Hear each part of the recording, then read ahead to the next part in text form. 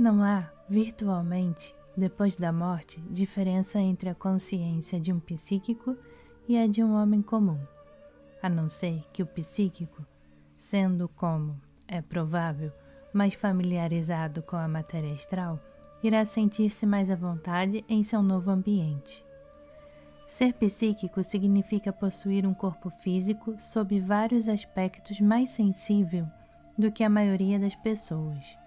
Consequentemente, quando o corpo físico é descartado, essa desigualdade desaparece.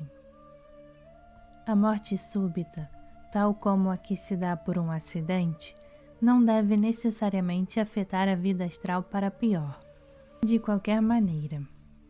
Ao mesmo tempo, para a maioria das pessoas, a morte natural é preferível, porque o lento desgaste da idade ou a devastação produzida por uma prolongada doença são quase que invariavelmente acompanhadas por considerável afrouxamento e dissipação das partículas astrais, de tal forma que, quando o homem recupera consciência no plano astral, verifica que, seja como for, um pouco do seu trabalho principal já foi feito para ele. Na maioria dos casos, quando a vida terrena é subitamente cortada por acidente ou por suicídio, o elo entre kama, desejo, e prana, vitalidade, não é facilmente rompido, e o corpo astral sente-se assim fortemente vivificado. A retirada dos princípios de seu invólucro físico, devido à morte súbita, em qualquer caso, foi corretamente comparada à retirada do caroço de uma fruta ainda não madura. Uma grande quantidade da mais grosseira espécie de matéria astral ainda rodeia a personalidade, que consequentemente é mantida no sétimo subplano astral, isto é, no mais baixo deles. O terror mental e a perturbação que às vezes acompanha a morte acidental são naturalmente preparação muito desfavorável para a vida astral. Em certos e raros casos, a agitação e o terror podem persistir por algum tempo após a morte. A vítima da pena de morte, além do dano que lhe é feito com o súbito arrancar do corpo astral em relação ao corpo físico, quando aquele corpo está latejando com sentimentos de ódio, paixão, vingança e tudo mais, constitui um elemento peculiarmente perigoso no plano astral. Por desagradável a uma sociedade que possa ser um assassino em seu corpo físico, ele se torna obviamente muito mais perigoso quando é subitamente expelido desse corpo.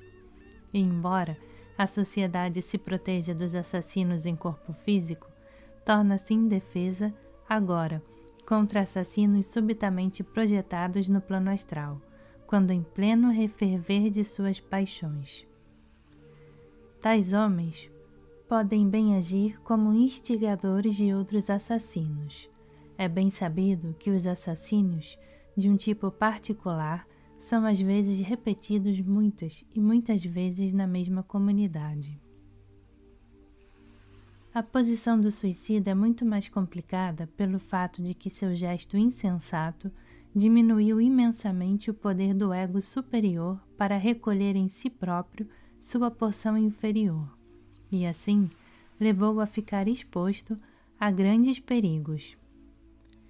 Apesar disso, devemos lembrar, como já foi dito, que a culpa do suicídio difere consideravelmente segundo as circunstâncias, desde o ato moralmente isento de culpa de Sócrates até, através de todos os graus, o de um infeliz que se suicida a fim de escapar aos resultados físicos de seus próprios crimes, e sendo assim, a posição depois da morte varia de acordo com as referidas circunstâncias. As consequências kármicas do suicídio são habitualmente graves. Afetarão certamente a própria vida e provavelmente outras ainda depois dessa. É um crime contra a natureza interferir no período determinado para a vida física. Para cada pessoa, há um fim de vida determinado por uma teia intrincada de causas anteriores, isto é, pelo karma, e aquele termo deve chegar até o esgotamento, antes da dissolução da personalidade. A atitude mental por ocasião da morte determina a posição subsequente da pessoa. Assim, há uma profunda diferença entre o que entrega sua vida por motivos altruísticos e o que deliberadamente destrói sua vida por motivos egoístas, tais como medo e etc. Os homens cuja mente é pura e espiritual, se forem vítimas de um acidente e etc., dormem tranquilamente até o termo de sua vida natural. Em outros casos, permanecem conscientes, muitas vezes enleados na cena final de sua vida física durante algum tempo, mantidos naquela região com que estejam relacionados pelas camadas mais externas de seu corpo astral. Sua vida kamalóquica, normal, só começa depois que a teia da vida terrena é desfeita, e eles ficam nitidamente conscientes tanto de seu ambiente físico como de seu ambiente astral. Nem por um momento, portanto, deve-se supor que, por causa das muitas superioridades da vida astral sobre a vida física, um homem tenha justificativa para o suicídio ou para procurar a morte. Os homens são encarnados no corpo físico com um propósito que só nesse corpo físico pode ser atingido. Há lições a serem aprendidas no mundo físico, lições que não podem ser aprendidas em nenhum outro lugar. E quanto mais cedo as aprendamos, mais cedo estaremos livres da necessidade de retornar a uma vida inferior e limitada. O ego tem de se dar a muito trabalho a fim de encarnar-se num corpo físico, e também para viver o cansativo período da primeira infância, durante o qual está ganhando algum controle sobre seus novos veículos, gradualmente e com muito esforço. Tais esforços não devem, portanto, ser insensatamente desperdiçados. A esse respeito, o instinto natural de autopreservação deve ser obedecido, sendo o dever do homem conservar ao máximo a sua vida terrena, por tanto tempo quanto as circunstâncias o permitam. Se um homem que foi subitamente assassinado levou uma existência baixa, brutal, egoísta e sensual, estará inteiramente consciente no sétimo subplano astral e tenderá a se transformar numa entidade terrivelmente perversa, inflamado por apetites que já não pode satisfazer. Tentará talvez saciar suas paixões através de um médium ou de uma pessoa sensitiva que possa obsedar. Tais entidades sentem um prazer demoníaco ao usarem de todas as artes da ilusão astral, e com isso levam outros aos mesmos excessos que eles próprios se permitiram.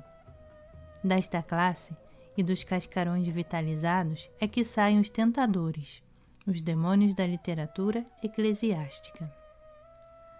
O que se segue é uma descrição, vigorosamente feita, das vítimas de morte súbita, seja em se tratando de suicidas, seja em se tratando de mortos em acidentes, quando tais vítimas são depravadas e grosseiras. Sombras infelizes, se foram pecadoras ou sensuais, ficam vagando, até que chegue o momento em que sua morte deve ocorrer. Mortos, quando no fluxo integral das paixões terrenas que os prendem a cenas familiares, são acicatados pelas oportunidades de satisfazê-las por substituição, oportunidades estas que lhes são fornecidas pelos médiuns. São os pichachas, os íncubos, os súcubos da época medieval, os demônios da sede, da gula, da luxúria e da avareza, elementares de astúcia, perversidade e crueldade intensificadas, induzindo suas vítimas a crimes horrendos e regalando-se com a sua perpetração. Soldados mortos em combate não pertencem inteiramente a essa classificação, porque, seja a causa pela qual estão lutando, justa ou injusta, em abstrato, eles a consideram justa. Para eles, é o dever que os chama, e a ele sacrificam suas vidas, voluntariamente e sem egoísmo. A despeito de seus horrores, portanto, a guerra pode ser, apesar disso, um fator poderoso na evolução em certo nível. Aí está, também, o grão de verdade existente na ideia do muçulmano fanático, segundo a qual o homem que morre lutando pela fé segue diretamente para uma vida muito boa no mundo seguinte.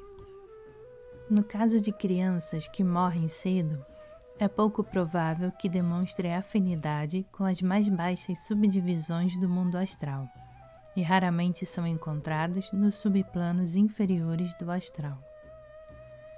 Há pessoas que se agarram tão desesperadamente à existência material que, por ocasião da morte, seus corpos astrais não se podem separar do etérico e, consequentemente, acordam ainda rodeados pela matéria etérica. Tais pessoas ficam em situação muito desagradável. Estão fora do mundo astral por causa do envoltório etérico que as rodeia e, ao mesmo tempo, estão, como é natural, igualmente fora da vida física comum, porque já não têm os órgãos físicos dos sentidos. O resultado é ficarem a vagar, solitárias, silenciosas e aterrorizadas, incapazes de se comunicarem com entidades de qualquer dos planos. Não podem compreender que, se não se agarrassem freneticamente à matéria, passariam depois de alguns momentos de inconsciência para a vida habitual do plano astral. Agarram-se, porém, ao seu mundo cinzento, com sua mísera semiconsciência, e preferem isso a mergulharem naquilo que imaginam ser a completa extinção, ou mesmo o inferno que lhes ensinaram a existir. Com o correr do tempo, o envoltório etérico se desgasta e o curso normal da natureza se reafirma. Apesar daquelas lutas, às vezes de puro desespero, abandonam-se arrojadamente, preferindo a ideia da aniquilação à sua existência presente, e o resultado é dominadora e surpreendentemente agradável. Em alguns casos, outras entidades astrais podem conseguir ajudá-las, persuadindo-as a abandonar o que para elas é a vida e mergulhar para fora dela.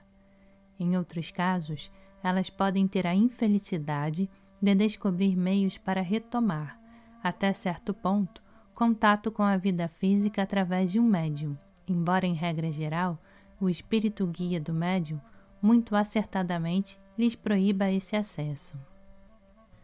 O guia está certo em sua ação, porque tais entidades, em seu terror e necessidade, tornam-se muito carentes de escrúpulos e chegam a obsedar e mesmo enlouquecer o médium, lutando pela vida como um homem que se está afogando luta. Só podem ter êxito se o ego do médium enfraqueceu o domínio sobre seus veículos, permitindo-se manter pensamentos ou paixões indesejáveis. Às vezes, uma entidade pode conseguir agarrar o corpo de um bebê, expulsando a frágil personalidade para a qual tal corpo está destinado. Ou chega mesmo a obsedar o corpo de um animal, o fragmento da alma-grupo que, no animal, está em lugar de um ego, tendo o domínio do corpo menos forte do que o de um ego. Tal obsessão pode ser completa ou parcial. A entidade obsessora entra em contato, assim, uma vez mais com o plano físico, vê através dos olhos do animal e sente a dor infligida ao animal, e, na verdade, pelo menos no que se refere à sua própria consciência, essa entidade é o animal nessa ocasião. O homem que assim se liga a um animal não pode abandonar o corpo desse animal quando quiser, mas só gradualmente e com esforço considerável que talvez se prolongue por muitos dias. Habitualmente, ele se liberta apenas com a morte do animal, e mesmo então, permanece uma ligação astral que precisa ser desprendida. Depois da morte do animal, essa entidade procura às vezes obsedar outro membro da mesma espécie, ou realmente qualquer outra criatura que possa agarrar em seu desespero. Os animais mais comumente tomados parecem ser os menos evoluídos: gado, ovelhas e porcos. Criaturas mais inteligentes como cães, gatos e cavalos parecem não ser tão facilmente despojados, embora ocorram casos assim ocasionalmente. Todas as obsessões, sejam as de um corpo humano, sejam as de um corpo animal, são um mal e um prejuízo para a alma obsessora, já que fortalecem temporariamente seu apego ao material e retardam assim seu progresso natural em condição à vida astral, além de criarem para ela vínculos kármicos indesejáveis. No caso de um homem que, por causa de apetites depravados ou outra razão semelhante, forma um vínculo muito forte com qualquer tipo de animal, mostra em seu corpo astral características animais e pode assemelhar-se em seu aspecto ao animal cujas qualidades foram encorajadas durante a vida terrena. Em casos extremos, o homem pode ficar ligado ao corpo astral do animal e tornar-se encadeado como um prisioneiro ao corpo físico do animal. O homem é consciente no mundo astral, tem suas faculdades humanas, mas não pode controlar o corpo animal nem expressar-se através daquele corpo no plano físico.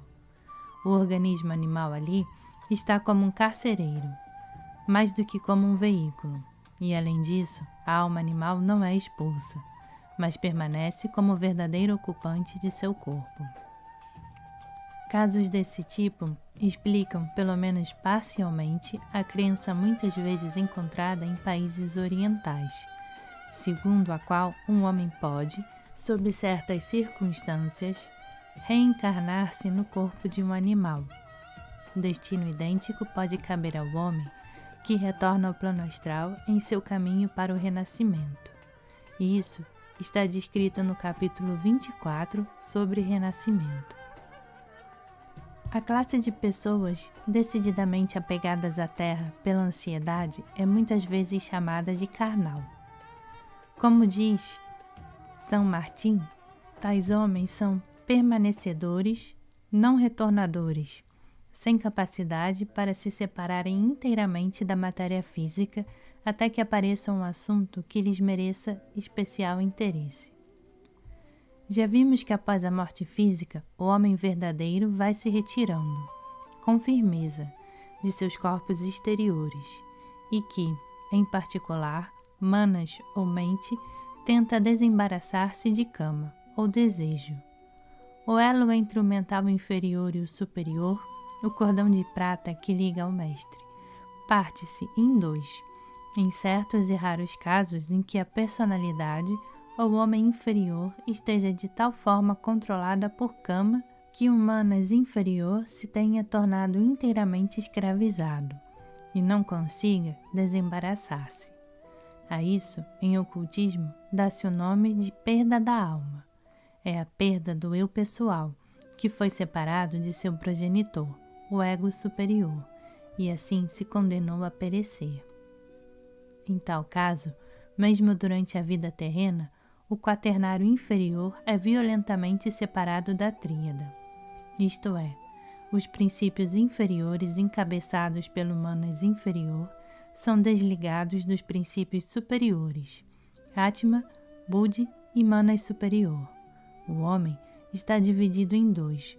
O bruto libertou-se e atira-se para a frente, desassaimado, levando consigo os reflexos daquela luz manássica que deveria ser seu guia através da vida. Tal criatura, já que possui mente, é mesmo mais perigosa do que um animal não evoluído, embora humano em sua forma. É um bruto em sua natureza, sem senso de verdade, amor ou justiça. Depois da morte física, tal corpo astral é uma entidade de terrível potência e tem a particularidade de, sob certas circunstâncias, embora as condições sejam raras, poder reencarnar-se no mundo dos homens, sem outros instintos que não sejam os do animal.